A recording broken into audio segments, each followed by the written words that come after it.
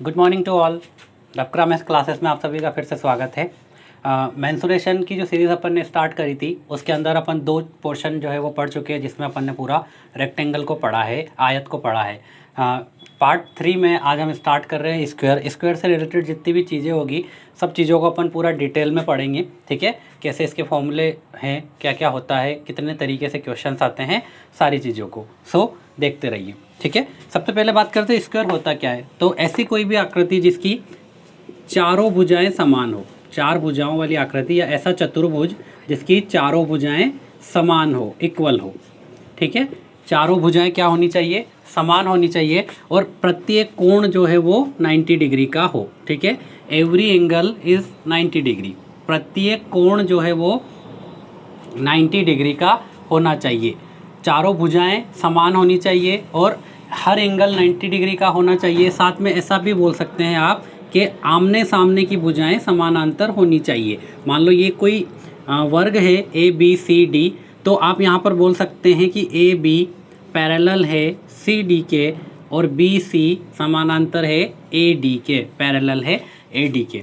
तो आमने सामने की भुजाएं समानांतर हो, हर कोण 90 डिग्री का हो और चारों भुजाओं की जो लंबाई है वो बराबर हो, तो ऐसी आकृति को कहा जाता है वर्ग या स्क्वायर। अब स्क्वायर की कुछ प्रॉपर्टीज़ की बात करें तो स्क्वायर के अंदर क्या होते हैं, दो डायगोनल होते हैं, विकर्ण जिन्हें कहते हैं। ठीक है, ये आपका कहलाता है विकर्ण। इसको आप रिप्रेजेंट करते हैं डी के द्वारा। डायगोनल डी को किसके द्वारा रिप्रेजेंट किया जाता है, डी, विकर्ण को डी के द्वारा रिप्रेजेंट करते हैं। तो इसके अंदर दो विकर्ण होते हैं, ये दोनों एक दूसरे को क्या करते हैं, समद्विभाजित करते हैं।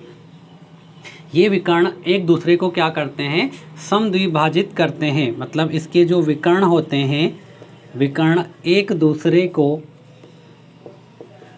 समद्विभाजित करते हैं, दो समान भागों में विभाजित करते हैं, समद्विभाजित करते हैं। वर्ग के जो विकर्ण होते हैं वो एक दूसरे को समद्विभाजित करते हैं। साथ ही जो काटते हैं वो जो एंगल बनता है वो कौन सा होता है, 90 डिग्री का। मतलब एक दूसरे को 90 डिग्री पर समद्विभाजित करते हैं। कहाँ करते हैं, 90 डिग्री पर। जब ये दोनों एक दूसरे को समद्विभाजित करते हैं तो दोनों विकर्ण के बीच का जो कोण बनता है वो एंगल क्या होता है, 90 डिग्री। एक और बात यहाँ पे निकल के आई कि इसके विकर्ण की लंबाई, विकर्ण की लंबाई, जो दोनों विकर्ण की लंबाई होती है वो क्या होती है, इक्वल होती है या बराबर होती है। दोनों विकर्णों की लंबाई क्या होती है, बराबर होती है। तो कुछ नॉर्मल सी चीज़ें अपन ने देखी है कि चतुर्भुज वर्ग जो है वो क्या होता है। वर्ग के जो विकर्ण है, लाइक ये डायगोनल है, अगर आपको इस विकर्ण की लंबाई निकालनी है तो इस प्रकार से देखिए, ये आपको 90 डिग्री का एंगल दिख रहा है। ठीक है, ये साइड ए है, ये साइड ए है, ये भुजा है, ये भी कोई भुजा है, ये डी है। तो आप यहाँ पर पाइथागोरस लगाएंगे तो पाइथागोरस होता है कर्ण का वर्ग बराबर लंब का वर्ग धन आधार का वर्ग। तो डी क्या निकल के आ जाएगा, ये बन जाएगा √2a²। तो डी का मान आ जाएगा √2a। ठीक है, तो जो वर्ग का विकर्ण होता है वो क्या होता है, √2a। अगर परिमाप की बात करें तो वर्ग का परिमाप होता है चारों भुजाओं का योग। परिमाप हमेशा सारी भुजाओं का योग होता है, तो परिमाप हो जाएगा 4a। यहाँ पे a क्या है, a वर्ग की भुजा है, तो परिमाप कितना हो जाएगा, 4a। अगर मैं क्षेत्रफल की बात करूँ तो आपने रेक्टेंगल में देखा था कि क्षेत्रफल लंबाई इंटू चौड़ाई होता था। ठीक है, तो क्षेत्रफल क्या होता था, लंबाई इंटू चौड़ाई, पर यहाँ लंबाई भी a है, चौड़ाई भी a है, तो ये हो जाएगा a²। या आप इसको बोल सकते हैं भुजा का वर्ग, साइड का स्क्वायर। तो किसी भी जो वर्ग होता है उसका क्षेत्रफल हमेशा क्या होता है, भुजा का वर्ग होता है। और डायगोनल निकालना हो तो d = √2a आता है। और परिमाप की अगर बात करें तो परिमाप होता है 4a। ठीक है, तो ये कुछ बेसिक सी डेफिनेशंस थी। इसके बाद अगर मैं एरिया की बात करूँ कुछ और रूप में, अगर मुझे एरिया देखना हो, एरिया का एक बेसिक सा फॉर्मूला जो है क्या निकल के आया, आपने देखा a² भुजा का वर्ग।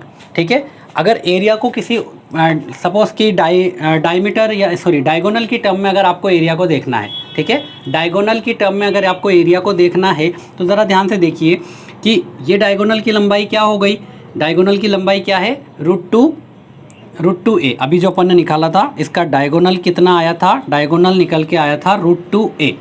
ठीक है, तो अगर मैं इस d को देखूं तो ए स्क्वायर, और आप देखते हैं कि डी इक्वस टू क्या आया था, √2a।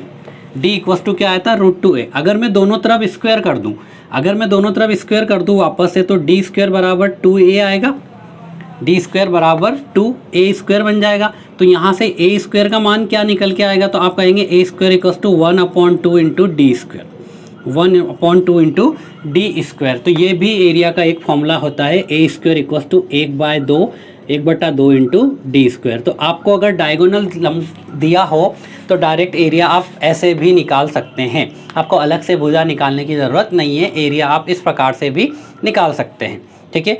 और अगर किसी फॉर्म में देखना है आपको एरिया, लाइक आपको परिमाप दिया है, तो या तो परिमाप दिया हो और एरिया निकालना है, तो आपको पता है इसका परिमाप या पेरीमीटर क्या होता है, 4a। परिमाप क्या होता है, 4a। और एरिया चाहिए आपको पेरीमीटर की टर्म में, तो अगर आप इसका स्क्वायर करेंगे तो ये क्या बन जाएगा, 16a स्क्वायर अपॉन 16 करेंगे, ठीक है, 16। या फिर ऐसा देखिए, आपने लिख दिया p का स्क्वायर बाय 16, ये हो जाएगा एरिया अगर पेरीमीटर की टर्म में चाहिए तो। क्योंकि देखिए p का स्क्वायर मतलब क्या कर रहे हैं आप, 16a स्क्वायर अपॉन 16, तो 16 से 16 कैंसिल होगा, एरिया आ जाएगा अगेन a स्क्वायर। तो ये एरिया की कुछ बेसिक सी डेफिनेशन से निकल कर आती है, एरिया a स्क्वायर होता है, एरिया हाफ डी स्क्वायर होता है, और पेरीमीटर की टर्म में चाहिए तो एरिया p स्क्वायर बाय 16 होता है। ये जस्ट चीज़ें इसलिए कि अगर आपको ये सारी चीज़ें याद होगी तो आपको क्वेश्चन में जहाँ जो दिखेगा आप डायरेक्टली अप्लाई कर पाएंगे, आपको हर बार भुजा और ये सारी चीज़ें निकालने की ज़रूरत नहीं होगी। क्लियर? आगे देखते हैं, आपको दिया है कि ये ABCD जो है ये एक वर्ग है। इस वर्ग की अभी मैंने आपको जैसा कि बताया था कि जो डायगोनल होते हैं, ये डायगोनल D1 है, ये डायगोनल D2 है, ये दोनों एक दूसरे को क्या करते हैं, बाइसेक्ट करते हैं, ठीक है। कहाँ करते हैं, 90 डिग्री पर, एक दूसरे को 90 डिग्री पर क्या करते हैं, बाइसेक्ट करते हैं, ठीक है। तो मतलब ये लेंथ और ये लेंथ और ये लेंथ बराबर होगी ये लेंथ, मतलब आप बोल सकते हैं कि OA इक्वस टू OC, और ये क्या है, किसके इक्वल होगी, AC/2, ठीक है। OA की लेंथ और OC की लेंथ दोनों मिलाकर किसके बराबर होगी, AC का हाफ। आगे बात करेंगे इसी में, तो आप बोल सकते हैं कि BO की लेंथ और OD की जो लेंथ है वो भी BD का हाफ होगी, समद्विभाजित, ठीक है। ये जो डायगोनल है एक दूसरे को क्या करते हैं, समद्विभाजित करते हैं, दो समान भागों में विभाजित करते हैं। और कहाँ काटते थे, जैसा कि अभी आपको बताया था 90 डिग्री पर, एक दूसरे को कहाँ काटते हैं, 90 डिग्री पर। तो आप देख सकते हैं कि ये लेंथ OB किसके इक्वल है, OD के, सॉरी OC के, OB जो है वो OC के इक्वल है। तो इसका मतलब ये एंगल इक्वल्स टू ये एंगल होगा, ठीक है। भुजाओं के सामने का एंगल भी बराबर होता है, तो इस भुजाओं के सामने का कोण, ये दोनों कोण बराबर होंगे। तो अगर ये 90 डिग्री है तो ये 45 डिग्री होगा, तो ये भी 45 डिग्री होगा, ठीक है। तो सिमिलरली ये भी 45 डिग्री हो जाएगा और ये भी 45 डिग्री हो जाएगा अगर ये 90 डिग्री होगा तो आप बोल सकते हैं कि त्रिभुज AOD सर्वांग सम हो गया त्रिभुज BOC के, त्रिभुज AOD सर्वांग सम है त्रिभुज BOD के। तो इसका मतलब क्या हो जाएगा, आप बोलेंगे कि एरिया जो होगा, एरिया ऑफ त्रिभुज AOD इक्वल्स टू आएगा एरिया ऑफ त्रिभुज BOC, ठीक है। मतलब आप बोल सकते हैं कि ये एरिया जो है वो इस एरिया के इक्वल है, ठीक है, ये एरिया जो है वो इस एरिया के इक्वल है, ठीक है। सिमिलर वे में आप देखेंगे तो ये दोनों ट्रायंगल, कौन सा, AOB और COD, ये भी सर्वांग सम हो जाएंगे। या फिर आप ऐसा भी देख सकते हैं कि BD लाइन जो है, BD लाइन को OC क्या कर रहा है, OC बाइसेक्ट कर रहा है, ठीक है, OC बाइसेक्ट कर रहा है। तो अगर ये एरिया 1 है तो ये एरिया भी 1 होगा, क्योंकि ये लंबाई और ये लंबाई बराबर है। तो लंबाई बराबर होती है तो क्या होता है, क्षेत्रफल भी बराबर हो जाता है। ये कुछ ज्योमेट्रीज की प्रॉपर्टी है जो अपन आगे ज्योमेट्री में देखेंगे। अभी के लिए आप याद रखिए इस प्रकार से कि अगर किसी समान हाइट से त्रिभुज के ऊपर इस प्रकार से एक लंब या कोई लंबाई की लंब डाला जाए तो ये लेंथ जो है ये इसको जिस रेशियो में डिवाइड करता है, एरिया भी उसी रेशियो में विभाजित हो जाता है, एरिया भी उसी रेशियो में विभाजित हो जाता है, ठीक है। सो यहाँ पे एरिया भी 1 बाय 1 होगा, तो ये 1 है तो ये भी 1 हो जाएगा, तो ये भी 1 होगा और ये भी 1 होगा। ठीक है, तो आप बोल सकते हैं कि इन चारों का जो एरिया होता है वो भी इक्वल हो जाता है। Means area of AOB equals to area of BOC equal to area of COD equals to area of AOD। और ये सब किसके बराबर होगा? 1/4 एरिया ऑफ ABCD। ठीक है, area of AOB, BOC, COD, AOD चारों बराबर है और ये किसके इक्वल होगा? चतुर्भुज के एरिया का 1/4, 1/4 ऑफ वर्ग का एरिया। ठीक है, तो ये कुछ इसके बारे में इंपॉर्टेंट प्रॉपर्टी थी जिन सब की आपको ज़रूरत पड़ सकती है। ठीक है, देखिए फिर अपन इसके कुछ बेसिक से क्वेश्चन स्टार्ट करते हैं। आपके सामने एक क्वेश्चन है कि वर्ग ABCD है, कोई वर्ग है एक ABCD इस प्रकार से है, इसका एक विकर्ण आपको दिया है 5.2, लाइक ये विकर्ण हो गया 5.2 सेंटीमीटर, 5.2 सेंटीमीटर है। तो आपसे पूछा इसका एरिया क्या होगा, क्षेत्रफल क्या होगा। अब आपको विकर्ण दिया है तो D बराबर आपको पता है A√2 होता है। ठीक है, तो D की वैल्यू दी है 5.2 बराबर A इंटू √2। आपको क्या चाहिए? एरिया होता है A²। ठीक है, तो स्क्वायर कर देंगे दोनों तरफ। ठीक है, तो आप इसको 5.2 का स्क्वायर बराबर A² इंटू 2 कर सकते हैं।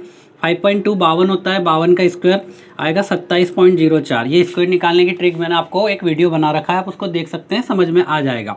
इक्वल्स टू क्या हो जाएगा? A² और ये 2 अपॉन में आ जाएगा, तो ये आंसर हो जाएगा 13.54 इक्वल्स टू A²। तो इस वर्ग का एरिया जो है वो कितना निकल के आएगा? 13.54 वर्ग सेंटीमीटर या मीटर, जो भी दिया हो। सेंटीमीटर आपको दिया था तो वर्ग सेंटीमीटर या सेंटीमीटर का स्क्वायर। ठीक है, एरिया क्या आ जाएगा? 13.54 सेंटीमीटर स्क्वायर। क्वेश्चन नंबर 2 आपके सामने है। दो वर्गों का परिमाप 24 सेंटीमीटर और 32 सेंटीमीटर है। कोई दो वर्ग दिए हुए हैं, लाइक इसका परिमाप आपको दिया है 24 सेंटीमीटर, एक दूसरा वर्ग है इसका परिमाप आपको दिया है 32 सेंटीमीटर।